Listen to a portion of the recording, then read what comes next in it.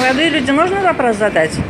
Значит, моя фамилия Хамраева Рано Салимовна, гражданка Российской Федерации. Представьтесь, пожалуйста. Старший сержант Никитенко. Как? Никитенко. Не слышно. Старший сержант Никитенко. А вы? Саша Казанов. Вы сейчас останавливали молодых людей? Да, в связи с чем? Идет операция. Какая? Антитеррор. Так, то есть это люди или террористы, да? Почему это террористы? А почему вы их находятся здесь останавливаете? незаконно. Вы уверены, что они находятся незаконно? Насчет этого у нас есть база, мы проверяем по картотеке и отпускаем. То есть у вас есть? У вас есть какая-то ориентировка, какие-то показатели? Почему именно вот этих двоих молодых людей вы остановили? Почему это едете? У нас сейчас идет мероприятие.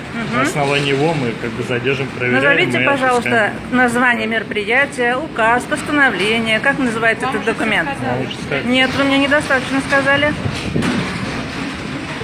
Пожалуйста, назовите номер документа, на основании которого вы сейчас останавливаете людей. Не мешайте. Будьте добры. Не трогайте С меня. прохода. Нет, не Отойдите. трогайте меня. Будьте добры, с прохода отойдите. Ответьте, пожалуйста, на вопросы. Будьте добры, отойдите с прохода. Я не могу отойти. Пассажиропоток.